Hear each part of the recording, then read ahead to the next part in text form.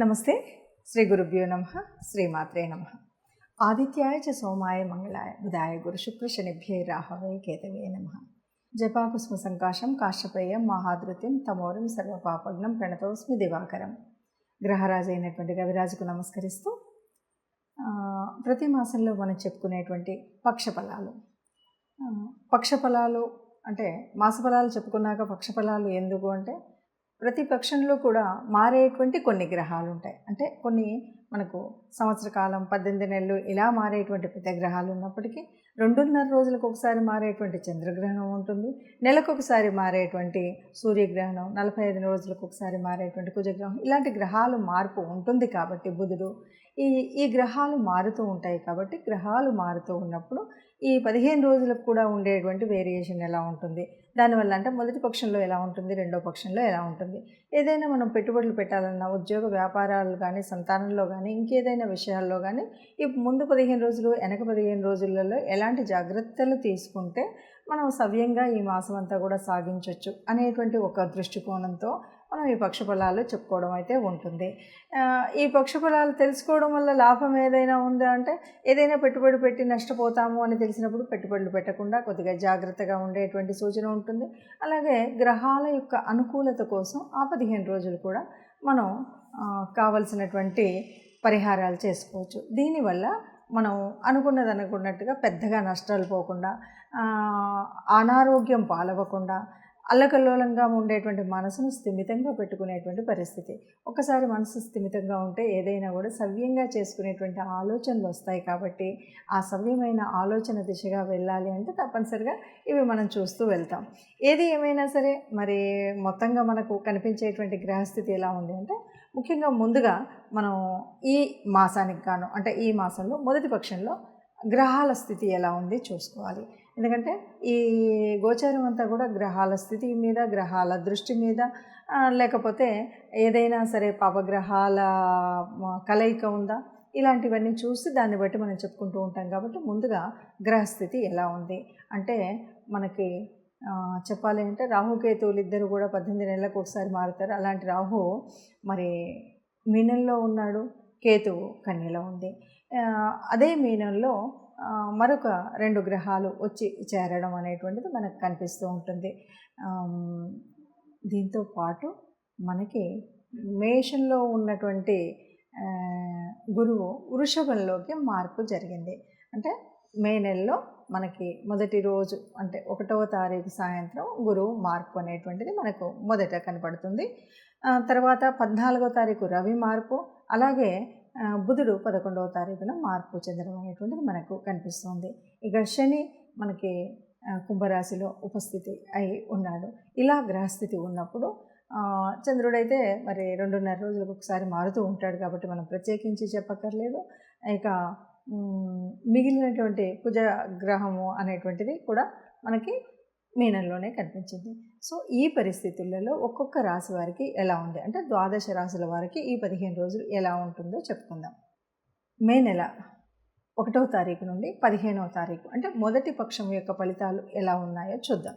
మే నెల 2024 1వ తారీఖు నుండి 15వ తారీఖు వరకు మరి మీనరాశి వారికి ఎలా ఉంది అంటే కనుక, మీనరాశి వారికి ముఖ్యంగా ప్రాంతాన్ని వదిలి అంటే మనం ఏదో ఉద్యోగరీత్యా కానీ, ఏ రకంగా కానీ ఏదో ఒక కారణంగా ఈ ఫంక్షన్లో మనకు కొంత దూర ప్రాంతాలకు వెళ్ళేటువంటి పరిస్థితి కనిపిస్తుంది.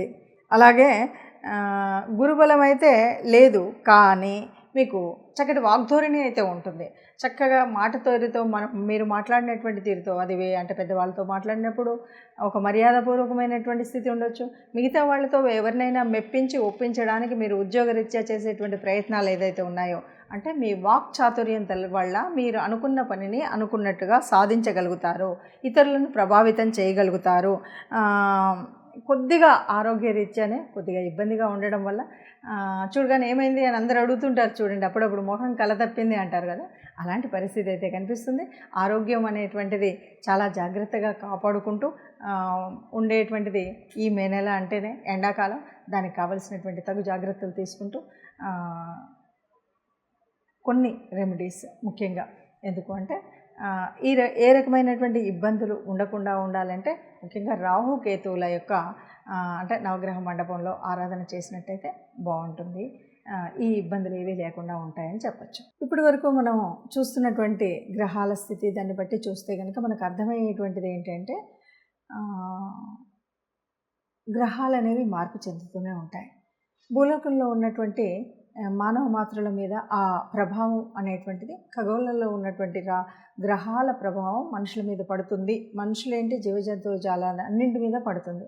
అలా పడుతూ ఉన్నప్పుడు ఆ మార్పుల వల్ల కొన్ని మార్పులు అయితే మనకు జరుగుతూ ఉంటాయి. దాంట్లో మనం పుట్టినటువంటి రాశిని బట్టి మన యొక్క యోగించేటువంటి గ్రహాలు ఏమున్నాయి ఇలాంటి అన్నింటిని బట్టి చెందేటువంటి మార్పులు కానీ యోగాలు కానీ లేకపోతే ఒక సంతాన విషయంలో కానీ వ్యాపార విషయంలో కానీ ఉద్యోగ విషయంలో కానీ మనం చేసేటువంటి అనేక రకాల కార్యక్రమంలో మనకు ఎలా జరుగుతుంది అంటే మంచి అవుతుందా చెడు అవుతుందా, చేసేటువంటి ప్రయాణాలలో కానీ ఆరోగ్యరీత్యా ఎలా ఉంటుంది, ఈ విషయాలన్నీ కూడా మనకు తెలుసుకోవడం అనేది బాగుంటుంది అని అన్నప్పుడు చాలామందికి ఒక ప్రశ్న ఏమిటంటే మీరైతే మేషరాశి అన్నారు, మీరైతే మీనరాశి అన్నారు, మీరైతే అని చెప్తారు, కానీ మాకు అలా కాకుండా మీరు చెప్పినంత గొప్పగా లేదు, మామూలుగా ఉంది, లేకపోతే మీరు చెప్పినంత చెడు జరగలేదు, చాలా బాగానే ఉంది అనేటువంటి వాళ్ళు చాలామంది ఉన్నారు.